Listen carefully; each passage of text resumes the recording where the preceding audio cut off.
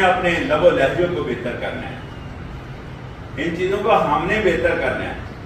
بابا ہم نے تو آج تک ہم نے اپنا صفحہ نہیں کبھی کھولا، اپنا پیج ہی کبھی نہیں پڑھا۔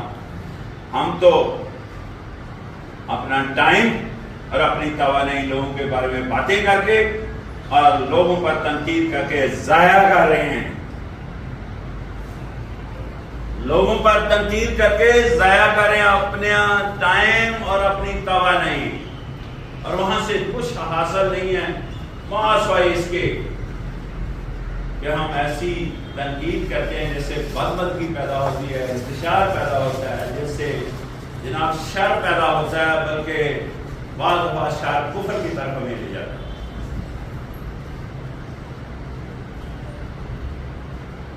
تو بہتری کیسے ہوگی؟ 60 سال تک تو میری عمر ہے، میں نے کہیں بھی تنقید سے آج تک کوئی فائدہ ہوتے نہیں دیکھا، لڑائی ہوتے دیکھی، شر پھیلتے دیکھا، انتشار پھیلتے دیکھا ہے، بلکہ میں نے بتایا نا کہ شر جو ہے نا کفر کی طرف ہمیں لے جاتا ہے، اس لیول پر ہم چلے جاتے ہیں اور توانائی بھی ضائع کر رہے ہوتے ہیں اپنی، اور ٹائم بھی ضائع کر رہے ہوتے ہیں۔ تو یہی ٹائم اور یہی توانائی ہم اپنی اصلاح کے لیے استعمال کریں، اپنا پیج کھولیں، اپنا صفحہ پڑھیں، تو ڈیفینیٹ ہمارے اندر بہتری آئے گی، اور اس کا امپیکٹ پورے معاشرے میں ہوگا، اس کا امپیکٹ پورے معاشرے میں ہوگا۔ لوگ اکثر کہتے ہیں تعارف کرائیں، تعارف کرائیں، تعارف جانا جب انسان بولتا ہے منہ سے اس کا تعارف ہو جاتا ہے، بڑے اچھے طریقے سے تعارف ہو رہا ہوتا ہے کہ کس نسل سے اس کا تعلق ہے، کس خاندان سے اس کا تعلق ہے، تو مصحوف نے کہاں سے تربیت لی ہے، کون سی سکولنگ ہے اس کے پاس، یہ ساری چیزوں کا تعارف بڑے ڈاٹے طریقے سے ہوتا ہے جب انسان منہ سے بولتا ہے۔ اس لیے میری آپ سے ریکویسٹ ہے کہ سوچ سمجھ کر گفتگو کریں، سوچ سمجھ کر بولیں، ادارہ سوچ سمجھ کر بولیں، اور کس کا جواب بھی دینا ہے سوچ سمجھ کر جواب دیں۔ ہمارا تو روش رویہ اس لیول پر جا چکا ہے کہ ایک آدمی اگر بات کرتا ہے تو دوسرے آدمی پر ذمہ داری آتی ہے کہ وہ اس کی بات سنے۔ میں کیا کہہ رہا ہوں، سنیں۔ اس انسان پر کیا ذمہ داری آتی ہے کہ جو انسان بول رہا ہے اس کی بات سنیں، سننے کے بعد اس بات کو سوچے، اور سوچنے کے بعد اس بات کا جواب دینا یا نہیں دینا اس کا فیصلہ کرے۔ لیکن ہم جو تین کام ہیں نا، ایک بات سنے، دوسرا اس کی بات کو سمجھے، اور تیسرا اس پر فیصلہ کرے کہ اس کی بات کا جواب دینا یا نہیں دینا۔ یہ تین علیحدہ کام ہیں۔ پہلا کام کیا ہے؟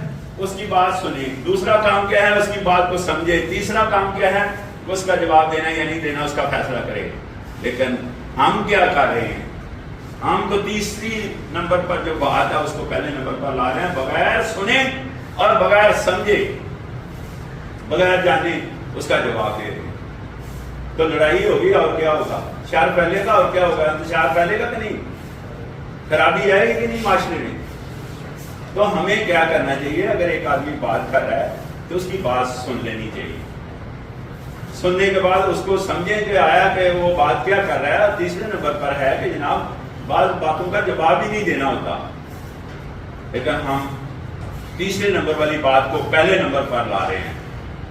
بلکہ اس سے بھی آگے بڑھیں اگر، تو ہمارے پاس تو یہ مسئلہ پیدا ہو رہا ہے کہ تنقید ہم اس لیول پر کرتے ہیں بغیر سوچے، بغیر سمجھے، بغیر جانے، بغیر حالات و واقعات کسی کے جانے اس کے بارے میں رائے بھی دے رہے ہیں، تنقید بھی کر رہے ہیں۔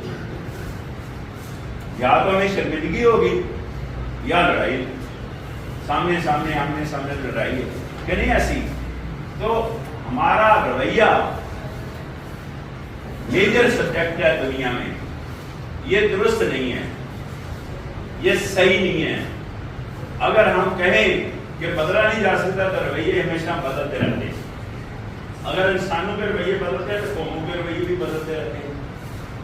یہ کوئی فکس چیز نہیں ہے، لیکن رویے دھیرے دھیرے بدلتے ہیں، رویے دھیرے دھیرے بدلتے ہیں، آہستہ آہستہ بدلتے رہتے ہیں۔ لیکن ایسا کبھی نہیں ہوا کہ آپ نے میٹھا کھایا ہی نہیں تو میٹھے کا احساس ہو رہا، ایسا کبھی نہیں ہوا۔ آپ نے باغ لگائے نہیں، باغ کا پھل کھائیں، ایسا بھی ممکن نہیں ہے۔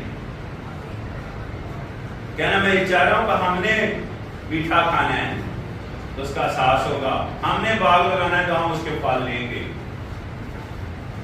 یعنی رویہ بدلنا کس نے ہے؟ ہم نے بدلنا ہے. ورنہ پھر یہ ہوگا کہ 1849 میں انگریز نے آ کر یہاں قبضہ کیا بر صغیر پر، اور آتے ہی انہوں نے ایک پروفیسر کی ڈیوٹی لگائی برطانیہ سے منگوا کر اس قوم کا زبان، اس قوم کا رویہ، اس قوم کے خیالات بدلنے ہیں.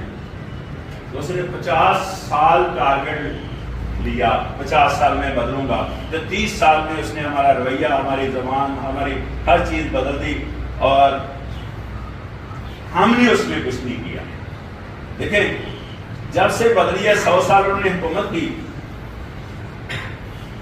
اور جب انہوں نے محسوس کیا کہ یہ قوم اب مزید ہماری حکمرانی برداشت نہیں کر رہی تو ہم نے چھوڑ کر چلے گئے اور ہمارے اس باغ پر اجاڑ کر چلے گئے. جس باغ کی میں نشاندہی کر رہا ہوں، جس ملک کی بات کر رہا ہوں، وہ بر صغیر، وہ ملک بر صغیر تھا. اس کے 7 ٹوٹے کیے ہوئے ہیں. اس میں ایک ٹوٹا ہمیں ملا تو سارے ہی ہم کہتے ہیں کہ ہم نے حاصل کیا ہوا. حالانکہ یہ انگریز نے ٹوٹے کیے ڈیوائڈ اینڈ رول کے تحت. تو جو مسلم اکثریت کا ٹوٹا وہ ہمارے ہاتھ میں آیا.